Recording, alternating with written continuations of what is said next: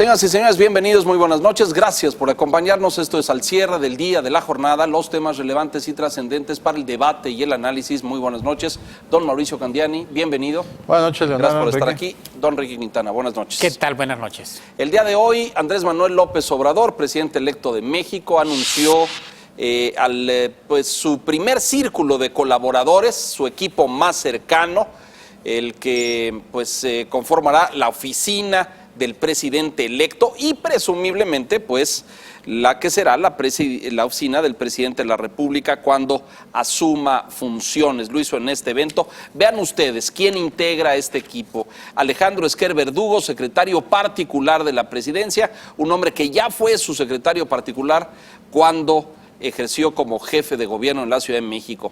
Alfonso Romo Garza, ya lo sabíamos, ya lo había anunciado, un hombre que lo ha acompañado desde la última década, este empresario norteño, jefe de la oficina de la presidencia.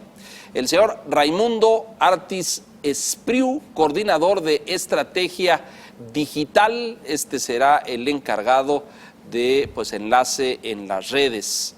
Después está el señor Jesús Ramírez Cuevas, quien será el jefe de comunicación social. Él es periodista, es escritor y fue el editor de este órgano Regeneración de Morena, ¿no es cierto?, el órgano oficial del movimiento. Está el señor Gabriel García Hernández, coordinador general de programas integrales, y ahí eso es todavía una de esas dudas a qué se refieren los programas integrales, parece que tienen que ver con sociales, y está César Yáñez Centeno, coordinador general de políticas de gobierno, este hombre que lo ha venido acompañando en las áreas de comunicación desde el gobierno capitalino y hoy le asignan otra responsabilidad. Hay dos personas más, Leticia Ramírez, quien será responsable del área de atención ciudadana, y el señor Daniel Asaf, coordinación de ayudantía. Tu primera lectura y balance de este equipo, Enrique. Bueno, hay dos cosas que vale la pena poner sobre la mesa. Primero, el tamaño.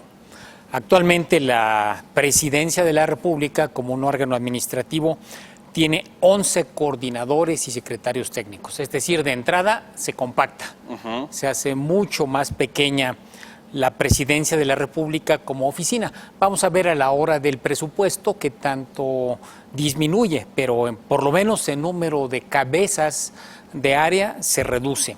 Eso es la primera consideración. La segunda, como dices, hay una composición de personas que conocíamos y personas que no estaban en la escena.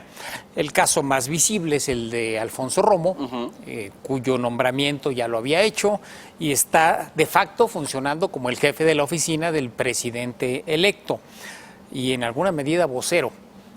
Había trascendido el nombramiento de Jesús Ramírez como coordinador general de comunicación social de la presidencia. Exacto.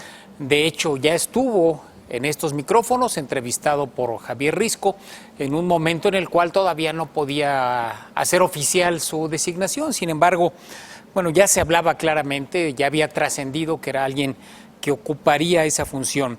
Y estaba la duda de qué va a hacer, qué haría César Yáñez. Algunos lo ubicaban como secretario particular.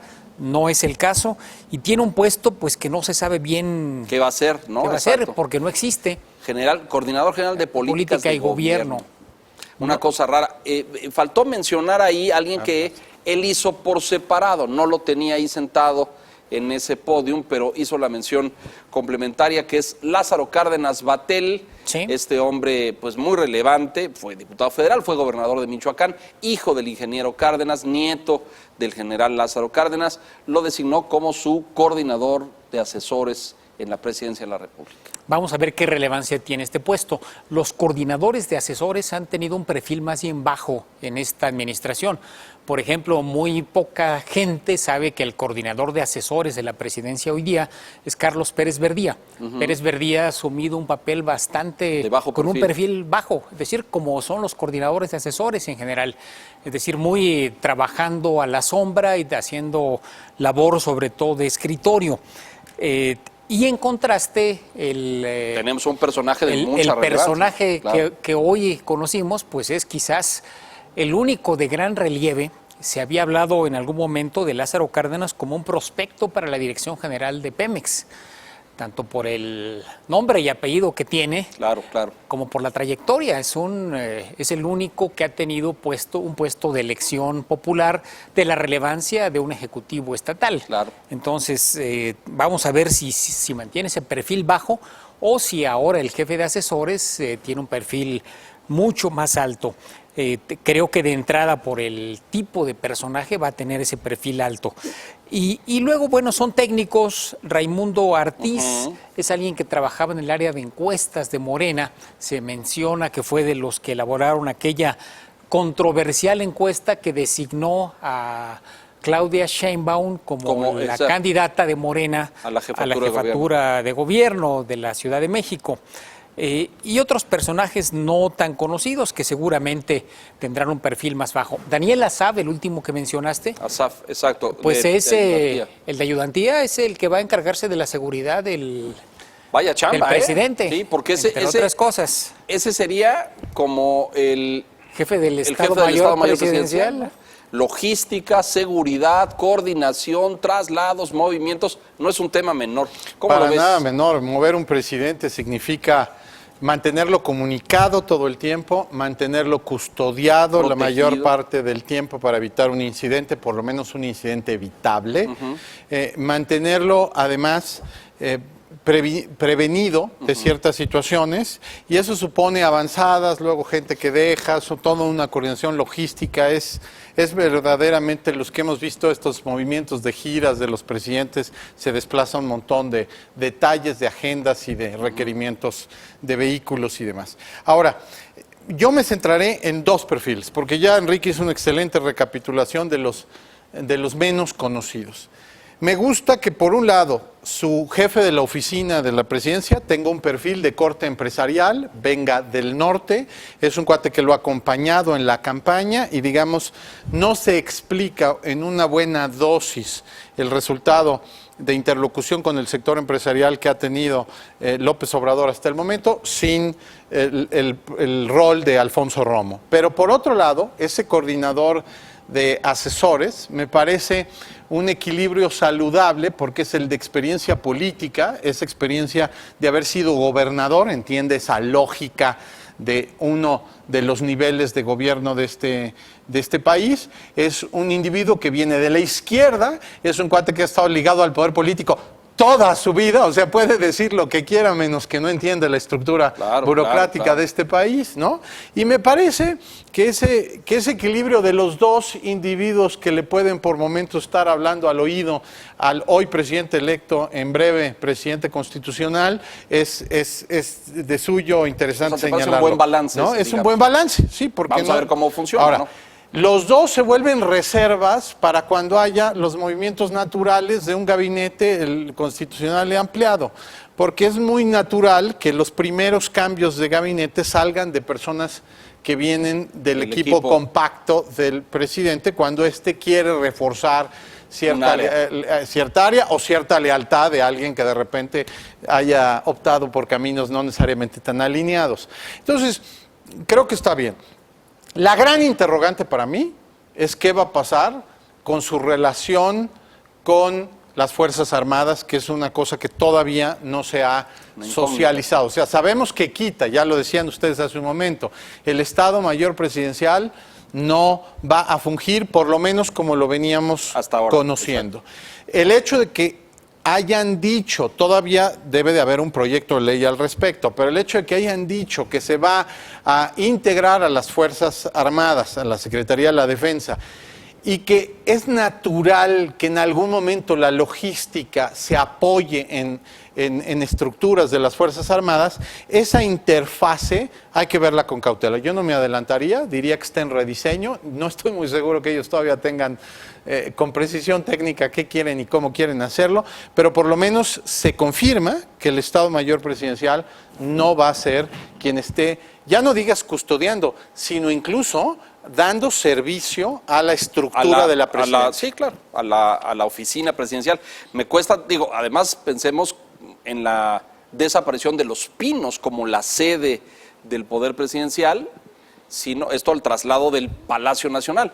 Y pues ese solo inmueble tendrá que ser custodiado y vigilado por alguien, que no pienso sea pues la policía metropolitana, ¿no? Es decir... No debería, incluso, pues porque le restas capacidad sí, de vigilancia en favor del ciudadano a la estructura de la Ciudad de como México. dices, a lo mejor será el señor Asaf quien asuma esa tarea. Probablemente la del presidente, pero el inmueble, que es un inmueble oficial, histórico, seguramente va a ser el Ejército. Si no es el Estado Mayor, será alguna otra dependencia militar la que se haga cargo de la custodia del Palacio Nacional, la Policía Militar, o hay diferentes instituciones que pueden hacerlo. Yo vuelvo a insistir en el tema de la dimensión. Justamente al mudarse a Palacio Nacional, la presidencia, compacta. Tiene que hacerse chiquita esa presidencia. Sí, porque ahí no caben todos los que estaban en Los Pinos, claro. Los Pinos era un espacio amplio, y tan amplio que lo que era la casa presidencial... Fue sumando edificios. Dejó de ser la casa presidencial desde la época de Fox y se convirtió en oficinas. Entonces, realmente, si Palacio Nacional se utiliza como sede de la estructura de la presidencia, que todo indica que así va a ser, pues no mucho espacio tendría que echar Hacienda, que es la otra institución. Muy probablemente Hacienda, espacios que hoy son abiertos al público, seguramente tendrán reducciones, si no totales, por lo menos en ciertos horarios. Y cuestiones prácticas, Enrique. A ver, se nos olvida que junto a Los Pinos están todas las oficinas de guardias presidenciales, que no nada más supone personal, digamos, militar. No, supone vehículos, equipos de emergencia, equipos de traslado aéreo, telecomunicaciones, y algo que en logística se llaman redundancias. O sea, una presidencia no nada más depende de una línea, sino tiene una serie de planes A, planes B, por sí pasa esto. Entonces, trasladar esa capacidad logística, esa redundancia y esos planes, incluso de desocupación forzada que puede haber por un momento en una situación de emergencia, a Palacio Nacional, pues va a revestir en un reto de corto plazo relevante. Y que no hay que, digamos, hay que decir a quien nos escucha, no es solo por la comodidad y beneficio del presidente, es porque el presidente debe de estar comunicado, en capacidad informativa, interconectado en cualquier circunstancia y prácticamente en cualquier momento. Vamos a ver cómo opera eso en la realidad. Por lo pronto, este es el equipo cercano. Vamos a ver si este equipo, como lo ha presentado hoy, llega hasta el 1 de diciembre, el día que toma posesión, y después cómo funciona ya en el ejercicio de las funciones. Vamos a hacer una pausa, regresamos enseguida. Hay más, cómo se ha comportado el peso, qué pasa con el TLC, más temas, volvemos.